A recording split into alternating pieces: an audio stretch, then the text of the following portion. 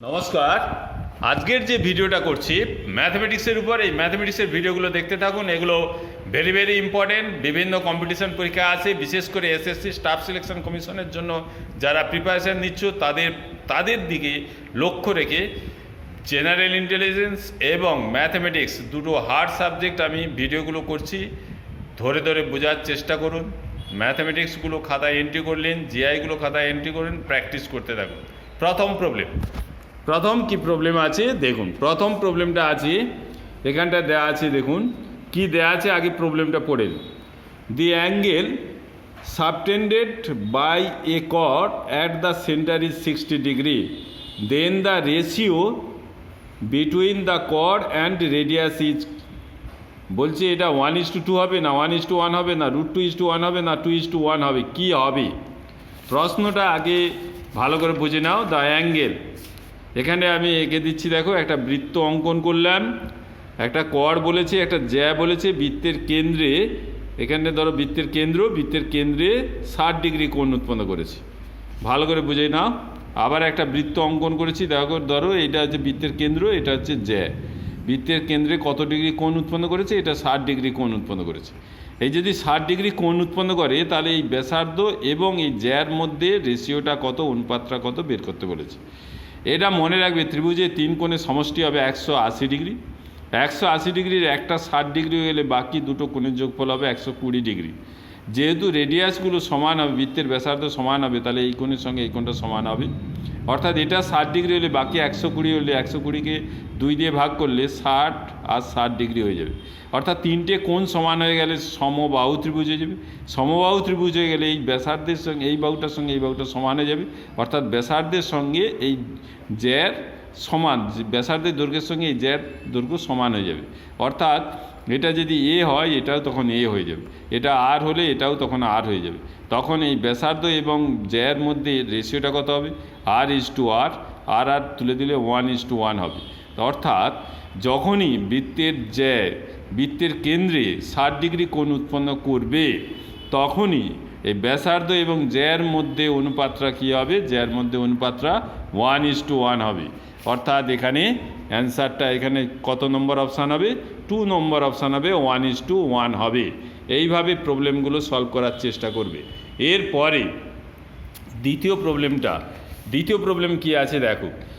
বলছি কি বলছে দেখো, বলছে if the opposite sides of a quadrilateral, যদি চতুর্ভুজের বিপরীত সাইডগুলো অ্যান্ড অলসো ইটস ডায়াগোনালস, এবং ইয়ার কর্ণগুলো আর ইকুয়াল এবং সমান হয়, then each of the angles of the quadrilateral is, অর্থাৎ ওই চতুর্ভুজের প্রত্যেকটা কোণ কত ডিগ্রি হবে? 90 ডিগ্রি হবে না 120 ডিগ্রি হবে না 100 ডিগ্রি হবে না 60 ডিগ্রি হবে? তাহলে কিভাবে করব? একটা চতুর্ভুজের মনে রাখবে চতুর্ভুজের কর্ণ দুটো যদি সমান হয় এবং কর্ণ দুটো যদি সমান হয়ে যায়, সেই চতুর্ভুজের বিপরীত বাহুগুলো যদি সমান থাকে, বিপরীত বাহুগুলো সমান এবং কর্ণ দুটো যদি সমান হয়, সেই চতুর্ভুজ অতি অবশ্যই আয়তক্ষেত্র হবে। তাহলে আয়তক্ষেত্রের প্রত্যেকটা কোণ হবে 90 ডিগ্রি, রাইট অ্যাঙ্গেল ট্রায়াঙ্গেল, অর্থাৎ 90 ডিগ্রি হবে। তাহলে এই প্রশ্নে কি বলে দিয়েছে? বলছে if the opposite sides of the কোয়াড্রিলেটারেলের অপোজিট সাইডগুলো এবং ডায়াগোনাল অর্থাৎ কর্ণগুলো সব সমান দেওয়া আছে, তাহলে এর প্রত্যেকটা ওই কোয়াড্রিলেটারেলটা নাম যদি বলতো তাহলে রেক্টেঙ্গেল বলতাম। যেহেতু বলে দিয়েছে এর প্রত্যেকটা কোণের মান কত হবে, রেক্টেঙ্গুলার অর্থাৎ আয়তক্ষেত্রের প্রত্যেকটা কোণ হবে 90 ডিগ্রি, অর্থাৎ 1 নম্বর অপশানটা হবে। এর পরের প্রশ্ন দেখো, পরের প্রশ্ন এখানে কি বলেছে, এই প্রশ্নটা দেখে নাও।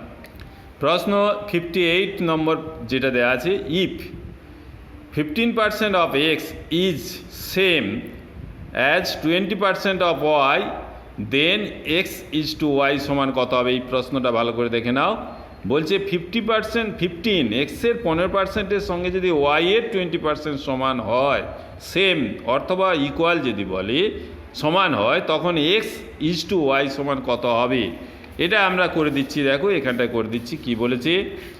এখানটায় বলেছে এক্স 15%, 15% অফ এক্স, এক্সের 15% বলেছে, অর্থাৎ এক্সের 15%, 15% মানে 15/100, সেম মানে সমান, এই যে সমান চিহ্ন দিয়ে দিলাম, দেখো ভালো করে দেখো কি করলাম, এক্সের 15%, এক্স গুণিত 15%, তারপরে বলছি এখানে বলছে 20% অফ ওয়াই, অর্থাৎ ওয়াই এর 20%, অর্থাৎ ওয়াই এর 20%, 20/100, এই 100 কেটে দাও, 5 3 5 4 কেটে দাও, তাহলে হবে 3x সমান হবে 4y।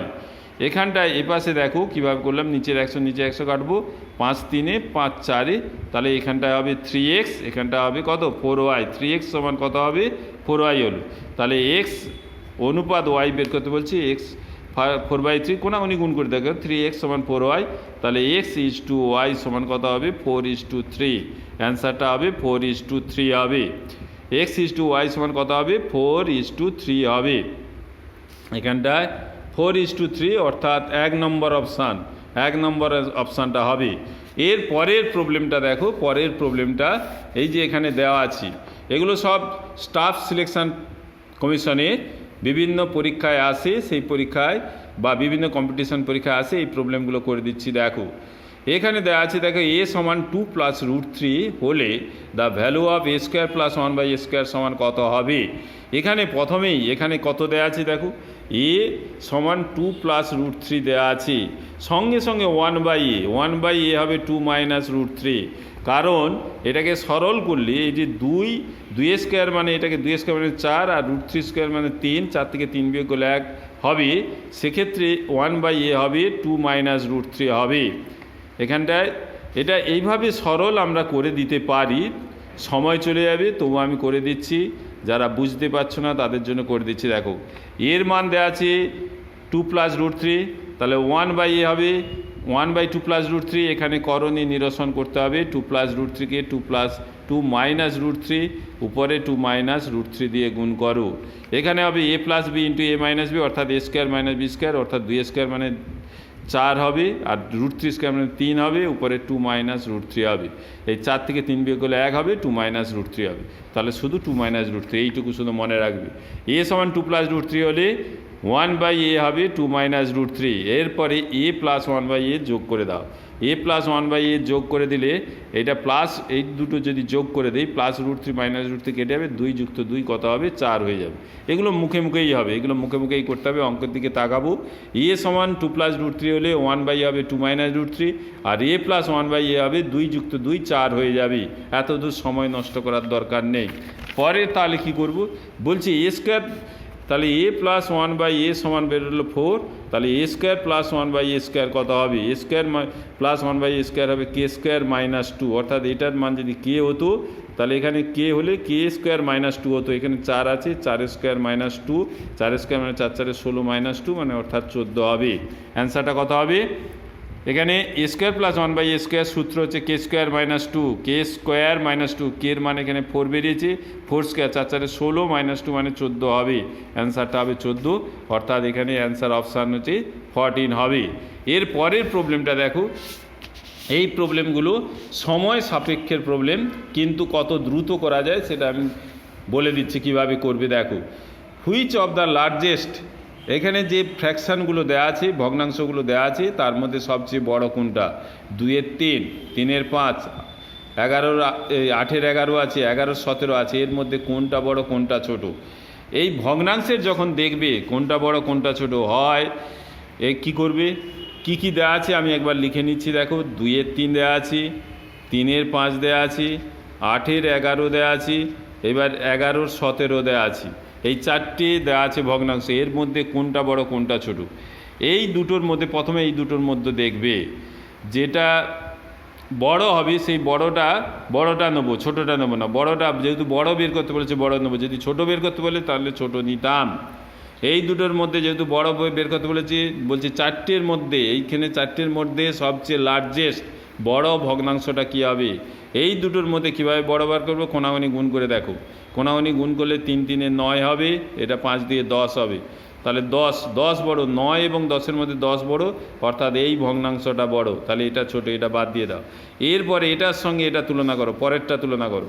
তাহলে 2-এর 3-এর সঙ্গে 8-এর 11 তুলনা করব।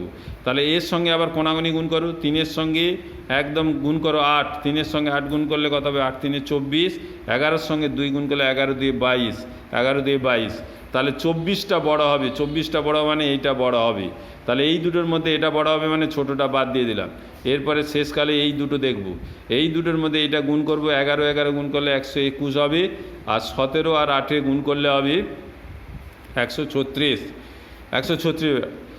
136 হবে। তাহলে এইটা বড় হলো, এই 136 বড় মানে এটা বড় হলো, অর্থাৎ সবচেয়ে বড় হবে 8-এর 11। এখানে অপশান হবে 8-এর 11 সবচেয়ে বড় হবে। এইভাবে এই প্রবলেমগুলো কোনাগুনি গুণ করে দেখে নেবে। প্রথমে এই দুটো দেখবে, তার মধ্যে যেটা বড় নেবে। এখানে 3 3 9, 5 দিয়ে 10, তার মানে এটা বড়, এটাকে বাদ দিয়ে দেবে। তারপরে এই দুটো গুণ করবে, 8 3 24, 17 দিয়ে 34, তার মানে এটা বড়। এবার শেষে এই ছোটোগুলো বাদ দিয়ে দিলে এবার এই দুটো নিবে, এই দুটো নিলে কি করবে, 11 8-এ গুণ করে 17 8-এ গুণ করলে হবে 136, 11 11 121, অর্থাৎ 136 বড় মানে এটা বড়, অর্থাৎ এটা 8-এর 11 সবচেয়ে বড় হলো, অর্থাৎ এটা বড় হলো। এইভাবে প্রবলেমগুলো সলভ করবে। এর পরের একটা প্রবলেম আছে, দেখো এই প্রবলেমটা কীভাবে করছি সেটা সলভ করছি কীভাবে দেখো। বলছি কি বলছে এখানে প্রশ্ন বলছে, if x equal to √3 plus √2 হলে দ্য ভ্যালু অফ এক্সের কিউ মাইনাস 1/x কিউ কত হবে। অর্থাৎ এক্সের মান √3 প্লাস √2, তাহলে সঙ্গে সঙ্গে 1/x বের করে নেবে। 1/x কত হবে, √3 মাইনাস √2 হবে। তাহলে এক্সের মান এখানটা আমি লিখে দিচ্ছি, দেখো x সমান দেওয়া আছে √3 প্লাস √2, সঙ্গে সঙ্গে 1/x হবে, সরল করলে √3 মাইনাস √2 হবে। কেন, এটা a square minus B square সরল করো, 3 - 2 মানে 1 হবে, অর্থাৎ √3 মাইনাস √2 হবে। এইবার x এখানে যদি প্লাস থাকতো, প্রবলেমটা আগে দেখে নাও, এখানটা যদি প্লাস থাকতো x³ প্লাস 1/, তখন প্লাস করতাম। যেহেতু x মাইনাস 1/x আছে, তাহলে এটা কি করব, x মাইনাস 1/x করব। x³ মাইনাস 1/x³ বের করতে x মাইনাস 1/x, অর্থাৎ এটা থেকে এটা বিয়োগ করব। এটা থেকে এটা বিয়োগ করেছি, x থেকে এটা বিয়োগ করলে এটা থেকে এটা বিয়োগ করব। এটা বিয়োগটা দেখিয়ে দিচ্ছি, √3 প্লাস √2, বিয়োগটা না দেখে দিলে তোমাদের বুঝতে অসুবিধা হয়ে যাবে, তোমরা পরে মুখে মুখে করে নেবে। এটা হবে √3 প্লাস √2 মাইনাস √3, মাইনাসে মাইনাসে প্লাস, এই যে মাইনাসে মাইনাসে প্লাস √2, √3 কাটবে, √2 প্লাস √2 হবে 2√2, অর্থাৎ x মাইনাস 1/x হবে 2√2 হবে।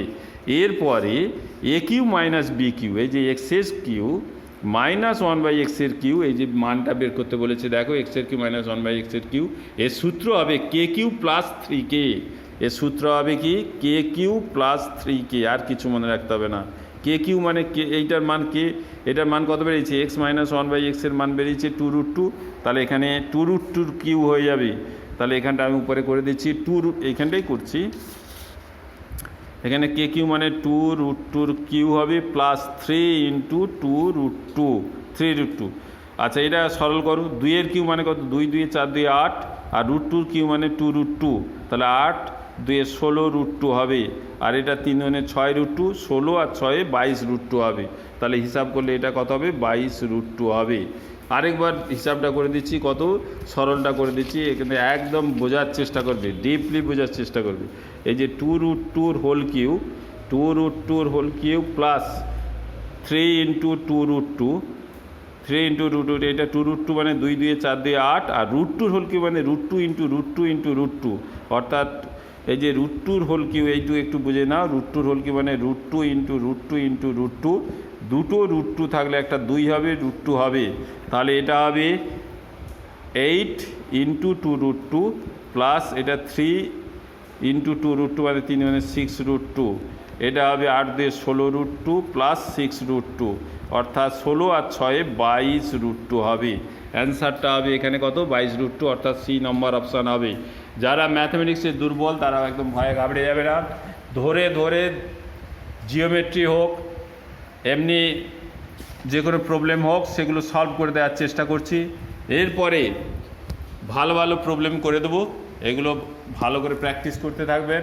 প্র্যাকটিস করতে করতে করতে করতে ম্যাথমেটিক্সের দুর্বলতাটা কাটিয়ে উঠুন। জেনারেল ইন্টেলিজেন্স এবং ম্যাথমেটিক্স এই দুটো ভিডিওই কমপ্লিটলি দেখতে থাকবেন। আপনাদের সবাইকে নমস্কার জানিয়ে এখানে ভিডিওটা শেষ করছি।